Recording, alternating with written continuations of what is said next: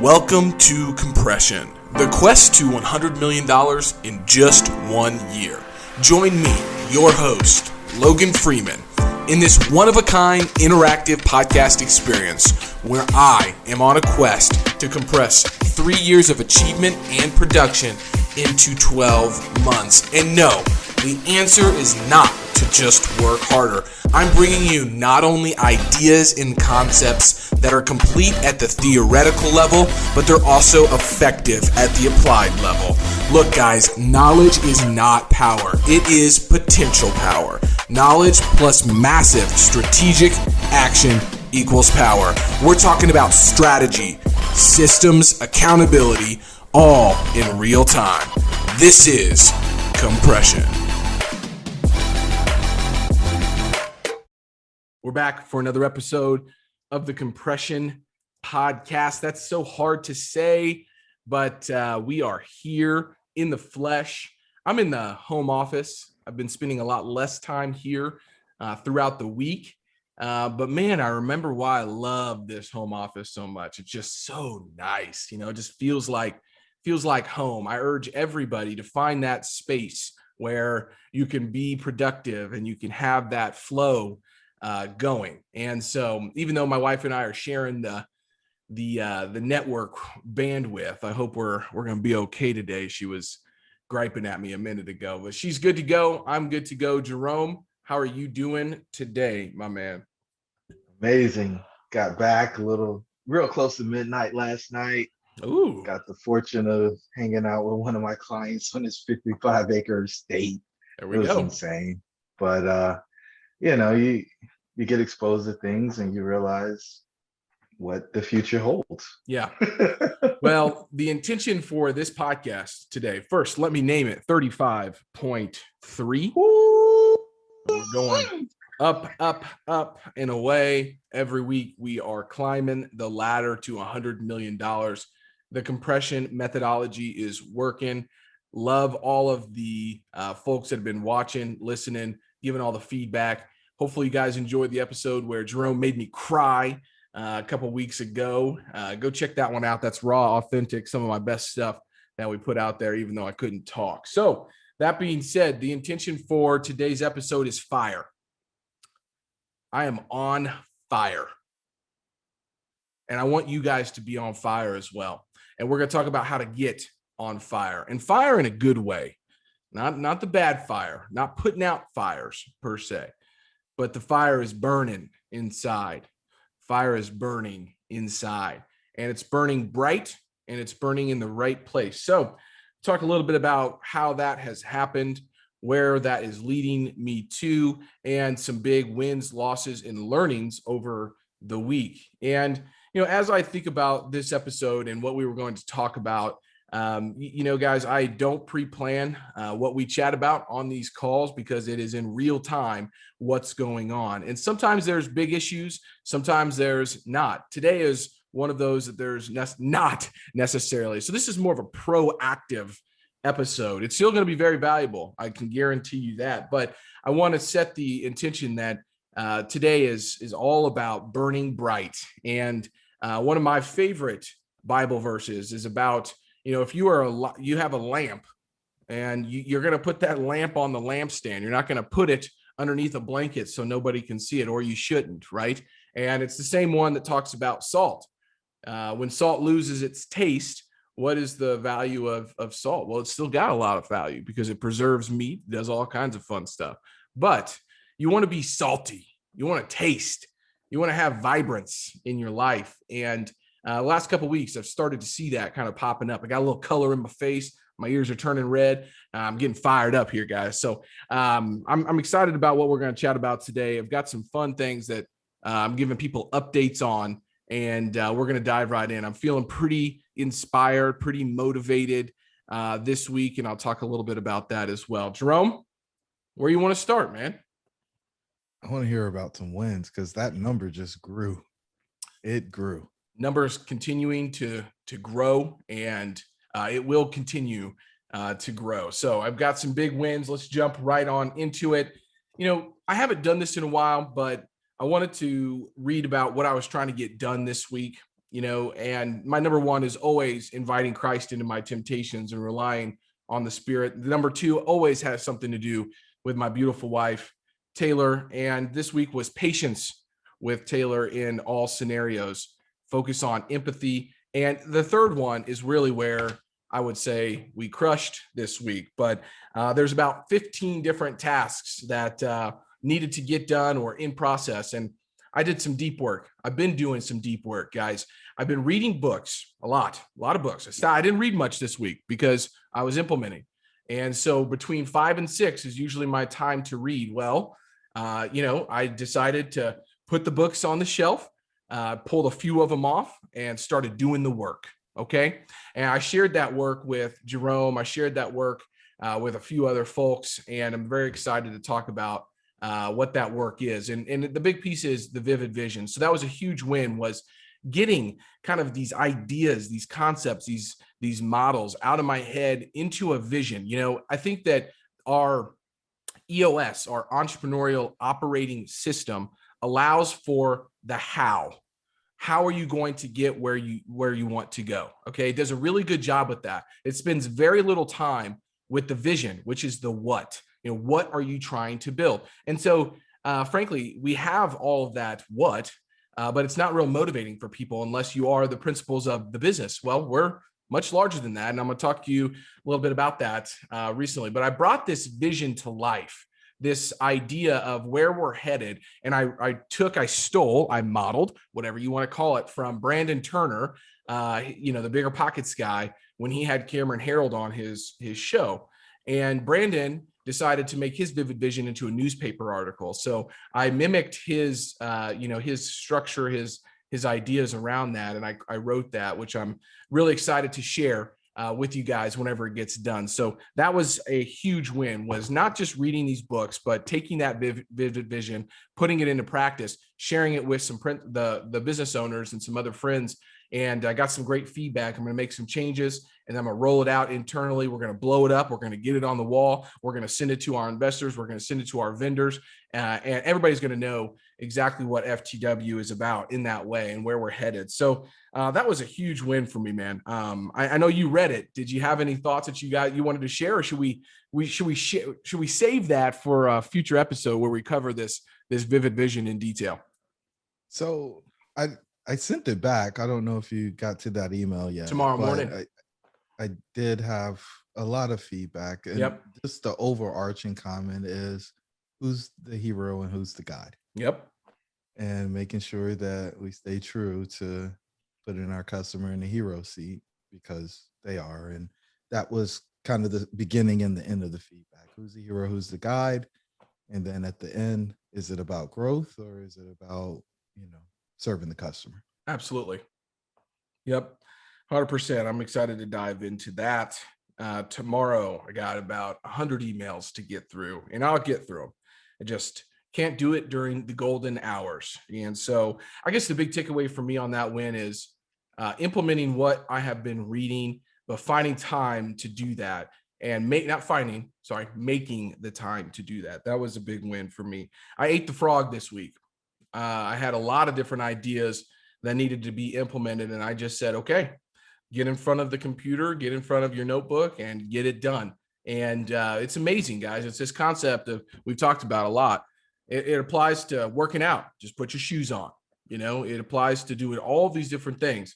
Stop eating trash, throw it out of your house. All of these, take that first step. Well, if you start working on a new project, I know it seems huge. It seems big. It seems unattainable to get done. Well, you don't have to get it all done, but get started, and you're going to find time. It's going to start attracting you back to finishing that project. And so I know we talked about magnetism in a previous episode. You can use that same methodology to bring things into your life, but also when you have big initiatives that you want to get done, you get them started, and you're going to start feeling pulled towards those. So just get started on that stuff. So that was a big piece, was eating that frog, making sure I was getting those done every single day. So some of those were a strategic marketing plan. I got a new book here.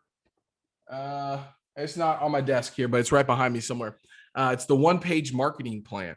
And I've talked a lot about trying to figure out, okay, taking all the Donald Miller, taking all the stuff that we've got going on and getting it onto one sheet so I don't have to, figure out what I'm supposed to be focusing on right now. That's going to be a big win for me. I wrote the strategic marketing plan in a Google Doc, but getting that into a sheet where everybody knows where our marketing is headed is going to be a big one. On that note, we are posting very soon a full-time marketing coordinator for me. Whoop, whoop. I am so excited about this. So all of the initiatives that we're doing, we're paying kind of third-party vendors. It's fragmented. It's here, it's there, it's everywhere. And it's gotten us to where we need to go, but it's time to get somebody that can really support me on a regular basis. FTW is all they're doing. So that was a big win, was getting that job description wrote and getting that posted. So that will happen very, very soon. I also started working on work. Go ahead. How does that work long range? Like, how does that, because it's kind of fractured now. You've got multiple vendors serving. So are they going to manage vendors? Like, how do you see that playing out? I think it'd be a little bit of both at the beginning. Yeah. And I've already told my vendors, hey, we're looking to hire this internally, but I need you to mentor and coach them. And we're going to keep you on until they're to the point where we feel comfortable where they need to be. Now, hopefully we find somebody that has active campaign experience. They can do the design work. They can update the website, but we might not find that exact right person, but they need to have some core competencies that we've laid out in our job description. And that will be able to take money away from paying consultants, which is expensive, by the way, per hour, very expensive, and bring that back in-house and reallocate those resources to making sure they're going in the right place. We're like not even half of our marketing budget have we even touched on this year. And so I've got a lot of, in the real estate world, we call it dry powder to move towards marketing. And I got the guys on board 100%. They know we need it. So, and a big piece is social media management. We pay somebody to do that for us on a regular basis because the other two guys are not going to do that ever. So I think it's going to be an ongoing process, but I've already told my main vendors that, hey, this is happening, but we're keeping you on until we feel, comfortable that this person's competent in doing everything that you were doing. And we might still use you for specific projects. So I also worked on a investment thesis page. So been reading a lot of Howard Marks, Sam Zell. I've been testing these hypotheses out, right? What I like to do is when we have a new deal or we have a new, strategy, get on both sides of it, advocate for both sides, and break them down from both sides as well. Be the defense attorney as well from both sides, and figure out which one comes through. And so we came out with some new ideas: tenant and tow development, historic readaptive use development, looking at some more neighborhood retail shopping centers, and then obviously going after maybe potentially some nicer assets in the multifamily space as well with a lower cost of capital. So we've got kind of 4 new theses that we're working through, and I've been stealing them from Sam Zell's book a lot and sharing some of those with some guys. Yeah, I don't know if you know Ryan Smith with Elevation Capital, but that guy is a bright individual, and it's why he's got assets in 52 different markets and one of the biggest, if not the biggest, self-storage owner in the country. I don't really know, but I'm going to have him on pretty soon, and we're going to test some hypothesis out. He took on Neil Bawa head on, and I would say that he definitely won that argument. So at the end of the day, I'm excited to pop those out, see kind of what sticks. So that was a big win, just getting those ideas out. Now, all of those ideas, okay, the vivid vision, the strategic marketing plan, the marketing coordinator position, the investment thesis. I'm working on a different initiative with Popeyes right now. All these different things. I had to take what I'm learning in our business is my other 2 partners are not necessarily starters. Okay. And what I mean by that is they will react to something if something is created, right? But getting something started isn't necessarily their strong suit. So what I'm doing, that is a good strong suit for me, is getting it started. And so I'm realizing to work better to work smoother, to have more fire, and get things done faster. I got to get them started. And then I get them to a place where then they get tweaked. And so that was a huge win. I actually didn't write that one down. I'm going to grab a pen right now and say star that, because starting these initiatives were a huge win for me. So, and I would say the biggest win, man, we've got a big new deal that's very close to being under contract either today or Monday. It's going to be the largest deal that FTW has ever done, single-handedly, I would say.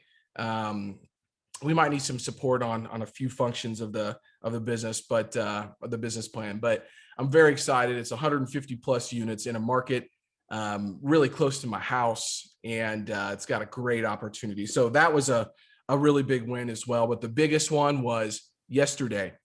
We took all of our employees, and Taylor came, and so did one of our employees' husbands, and we spent 4 hours at Restart's headquarters in the historic Northeast, a market that we own a lot of assets in, and volunteered for 4 hours. And it was just really cool to see 9 people FTW be able to produce 9 people's worth of work for 4 hours, and the things that we got done, and the gratefulness that we felt afterwards, and that they felt for us being there was by far the biggest win, and a huge learning for me as well that we'll talk a little bit about as well. So those are all the wins, man. A little bit all over the place, but the fire, I think, is burning inside of me, because it reignited or put gasoline on why, what we're doing, and I think people forget that when they're in the grind. Sometimes they're putting their nose to the grindstone, but when we see the population that we're serving, we see those folks that are so grateful that we're there, we're helping out, we're donating t-shirts, money, all of that stuff, our time. That's why we're doing what we're doing, is impact on the community, man. I just saw the fire kind of burning in all of our employees' eyes, and especially in mine. Wow. So we haven't spent time talking about Restart at all on the podcast. What is Restart? Why are you making the investment? You sit on the board, you're doing some partnerships with them for housing. Like, why Restart? Why now? How does it fit in the overall mission of FTW?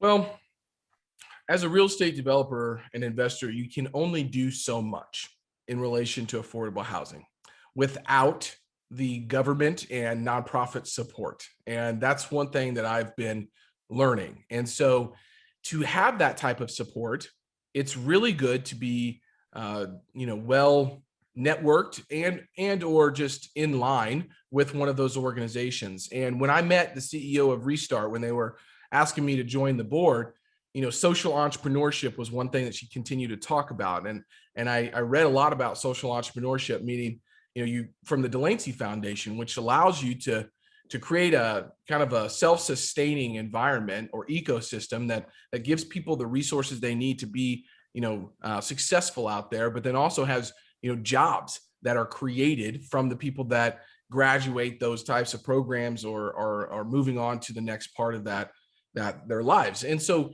Restart is an organization that their mission is to end homelessness here in Kansas City, even before it starts. So they target folks that, maybe are on the brink of it, but they're also allocating the recently, I guess, dispersed funds from the government. They're a steward of those funds to help people with rent relief and things like that. And they're very well connected with the housing authority here in Kansas City. So when I was thinking about what board to sit on, what organization to be, involved with, it was one that was fighting this good fight of trying to get people safe and affordable housing, because I've done so many, so much research on what a stable environment can do for especially children. They have a whole wing of that building that is for at-risk children and children with no parents. I'm talking, 13, 14, 10-year-olds that show up. And so that's really the mission of the organization, and why we feel so inclined to be so involved, because I feel like we have a meeting or do something with Restart every single week. Is it aligns exactly with what we're trying to do in the marketplace from a business standpoint as well. Yeah, I don't think you're trying. I think you're doing. So I gotta ask, man.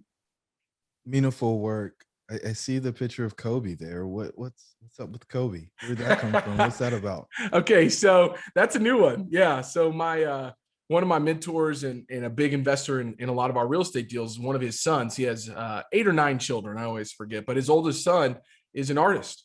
And so they had an event last week or the week before last where he's moving down to Austin and start a new chapter of his life. So they had an art exhibit or show at Billy's house, and so we went over there and I saw this one of Kobe, and you know what, man, the Mamba mentality is where it all started for me.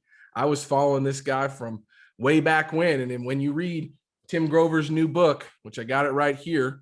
When you read this book, you'll hear that Kobe was the most demanding client that he ever had.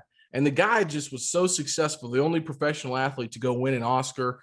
He had so much more left inside of him, man. I want to keep that legacy going, and the Mamba mentality definitely has impacted my life. So that's why Kobe's there. I got to get him somewhere else, but I at least got him in the picture for today. Outstanding. Yeah. Okay. So what didn't go as you wanted it to go this week? Okay, so one of the things that I've been tracking quite a bit, and we've talked a lot about, is the heart rate piece, but more than that, my new watch tracks what's called the body battery, and it takes into heart rate variability. It has the blood oxidation levels in your body. It measures the heart rate, obviously, and against your sleep, your REM sleep, and all these things. And there was a few days that my body battery, after sleeping for 6 to 8 hours, whatever it was, it didn't increase any, so I wasn't getting either good sleep. And we've had a little struggle with the kiddos this week as well, but my stress levels are higher. It has not resonated with me yet, right? Like, it hasn't hit me yet, because I always feel like what happens 2 weeks ago is kind of how you feel at that time from your physical life. But my body battery has been going a little bit too low, and my stress levels have been a little bit too high. So thankfully this morning, I got great sleep last night, got a workout in this morning, and it charged back up. But there was 2 or 3 days that, man, it was below 20 after waking up, meaning it was a negative body battery. And I had big days all week this week. So there's a few things in there, that I have to address. The biggest one just being the alcohol consumption. That's the number one. I've realized when I have 2 to 3 drinks at an event and I go home, nothing crazy, but like, it affects my sleep, and I don't sleep. And the next morning, my body battery is at 0, even though I slept for 7 hours. And so I got to take that into account, man. That's the biggest loss, was not having the body battery kind of charged back up, and having to kind of dig deep, get into the cookie jar a little bit and pull it out, which I can do, but I don't want to have to do that. Yeah. Okay. So what is keeping you from just cutting it out? That's a good question. The only thing that's cutting it out, or I like to enjoy drinks, and that's Taylor has turned me on to good drinks, not just drinking for the feeling, but actually enjoying the taste of them. It's one of the things that I'm gonna have to address, man. But I don't see myself at this time cutting it out completely. But yeah, I mean, that's the rub, right? That's the one thing. If I got advice, can you afford to continue to make that sacrifice? Probably not. Only you can decide. That's right. That's all. So stay tuned on that. We'll see how the body battery is doing. We're gonna have a little shorter episode today, guys. But one of the things that as I am having more events in person, as I'm meeting more people, everything revolves around, well, in my world, it doesn't have to, but I make this choice too. It's on me. I'm taking complete ownership. There's typically alcohol at the events that I'm going to, right? Or the meetings that I'm having. So I got to make some big choices on, hey, you got one day that you can have a couple drinks, but not, maybe not every single evening. I'm not drinking every single evening. I'm not saying that, but you got to realize there's a trade-off, right? There's a trade-off.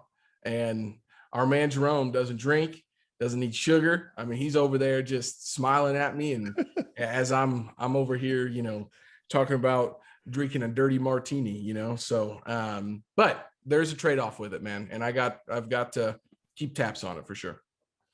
Yeah. I think you just have to decide what output or performance level you want to be at. Yep. And how often you can afford to not be there. Yep, absolutely. Or if less than optimal is the place where you want to be. So the big learnings that I had this week and why I feel on fire, inspired. The first one and the main one is all around this vision piece that we've talked about, and casting it and getting people on board with that is been very, very rewarding process so far. I'm excited to roll that out. But the learning that came from that was actually the last 30 minutes that I was at Restart. The first 3.5 hours I was doing, stuff in the kitchen, not really doing tough work, I would say. It was more or less just kind of stuff they needed to get done. But the last 30 minutes, they're like, hey, you guys have been so productive. We're going to send you up to the 5th floor. And I said, okay, what are we doing? Well, we had a client just move out and it's time for you guys to clean the apartment. And I said, okay. So me and Corey and one of our employees grabbed the mop bucket. We grabbed the janitor's cart and got on the elevator and went up to the 5th floor. And, I tell you what, when I walked in the room, I was kind of, my eyes went like, kind of like that. If you aren't watching that, I opened my eyes as wide as I absolutely could. But, my first inclination was to say, how could somebody live in this?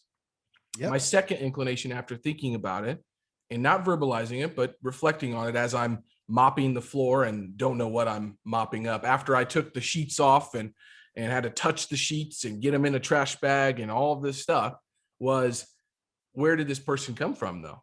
Yeah. Were they under the bridge 2 weeks ago? Yeah. And this like light bulb went on that said, I felt God's grace and said, man, you are blessed. You are extremely blessed. But I verbalized this this insight to Corey and Danny while we're, Corey's spraying kaboom on the fridge and Danny is sweeping up whatever he's sweeping up. Was I looked at both of them and I said, guys, this puts everything in perspective. To whom much is given, much is expected. And the big learning that kind of went from that was, if you're listening to this, if you're out there on your own podcast, if you're in your car driving, there's people out there that do not have that. And they live in a 6x6 room with a bed and a dresser, no TV, not even their own bathroom, in a floor that's cold with no AC really other than a window unit. And there's people that need your support out there.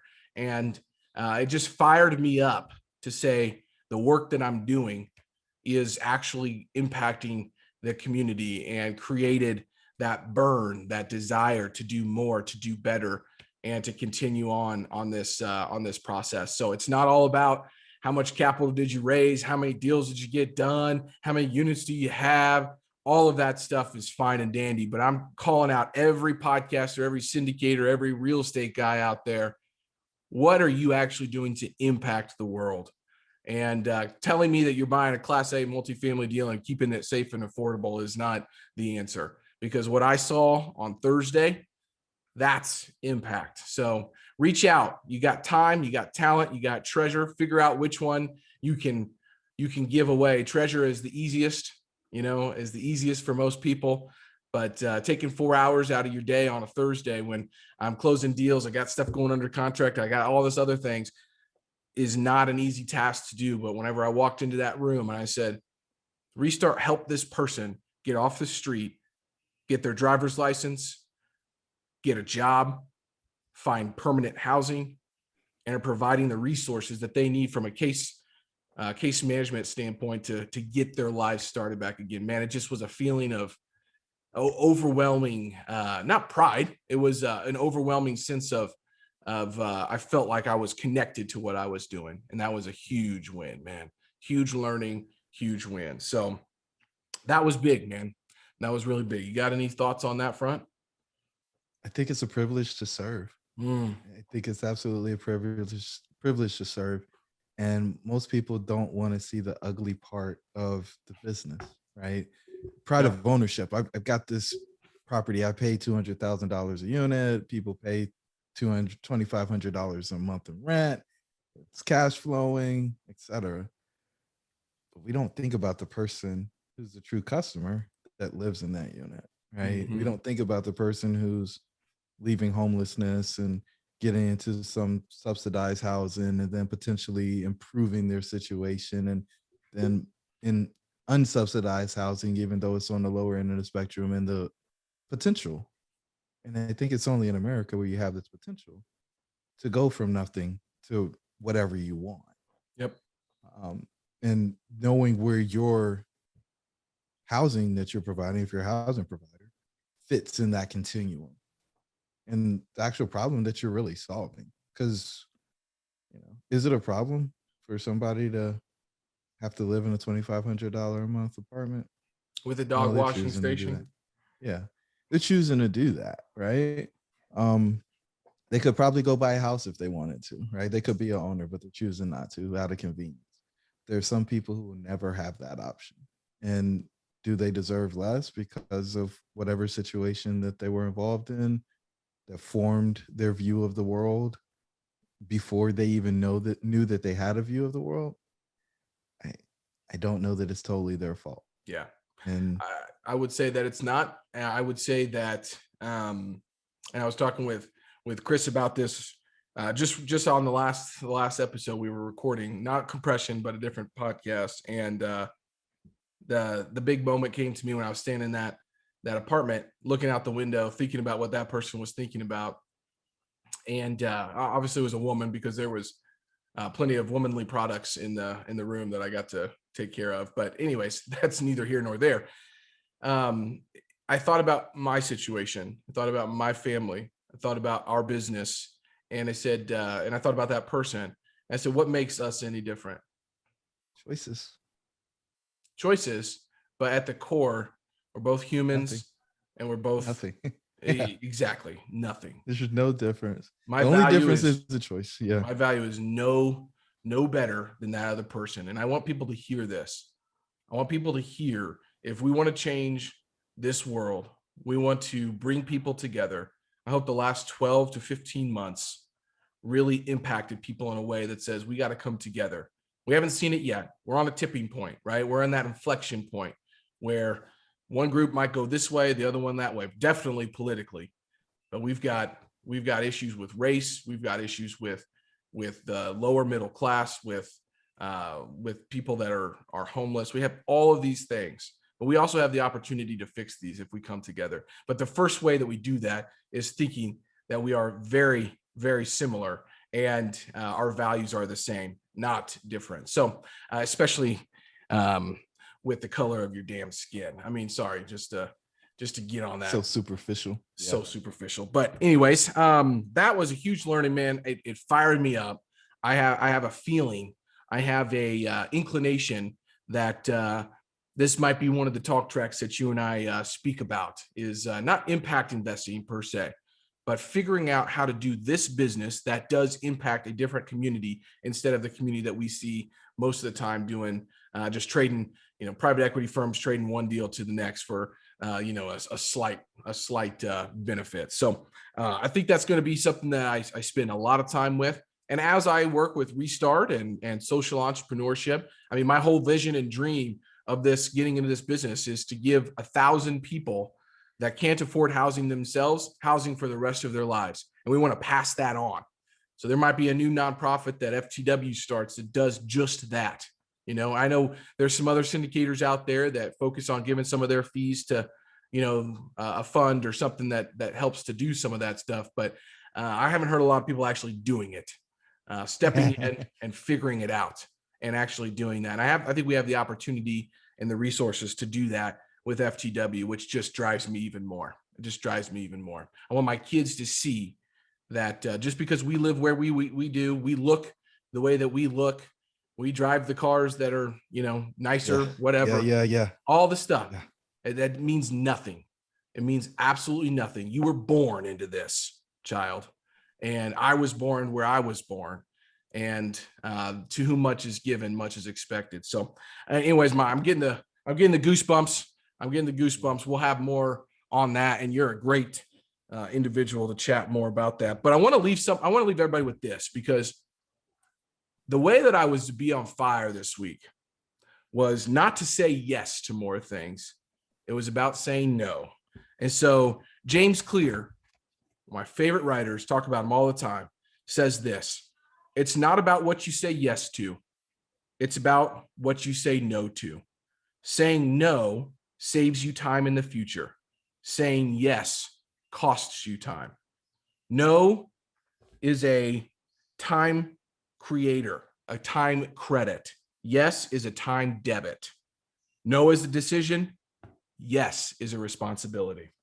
And I made the responsibility and I made the decision to say no to so much other things that I could have this week in relation to volunteering, in relation to other activities that I had that I could have done. I just started to delete things and not worry about them. And when you do, you start minimizing that, your impact starts magnifying. So that's what I wanted to leave everybody with. Like I said, it's going to be a fast episode because I got to go sign on some stuff that's going to let that number continue to go up, up, up. But do you have any closing thoughts before I hit us with the quote of the week, Jerome? I thought that was the quote of the week, man. But give me some Beyonce or Rihanna or somebody. I'm going to give you Paris Hilton. Give me Paris Hilton. I'm going to give you Bill Murray, okay? The comedian and actor. And you might know him off of, Space Jam or one of the other movies. What's Caddyshack? I think was his other big movie that he had. But Bill Murray's a funny guy. You know what they say. Ain't no try, ain't nothing to it but to do it. What you got to figure out is what you are going to do. Get out there, get started. Ruben's team coined these terms. Let's elevate, let's compress. I like it. I'm going to leave it with you guys. Go out there and get some. Anything else, Jerome? Oh, I love it, man. Love it. All right. Make sure you guys tune in for our next episode next week. We got a big happening. I'm excited to drop it with you guys. We'll do a Vivid Vision episode after that. Jerome will pick it apart left and right. We'll go through it. It'll be great. You'll be able to hear it. Thanks for all of the support, all of the reviews, all of the messages that I get on LinkedIn about compression. It's evolving. It's working. It's happening. I'm hoping it's helping you to compress as well. See you guys next week. Hey, compressors. If something you heard struck you, made you feel a little bit uncomfortable, good. Head on over to compressionpodcast.com. And then you can also subscribe wherever you listen to your podcasts at. If you feel inclined to, please leave us a review. It's obviously helpful. But instead, I'm going to call you out today.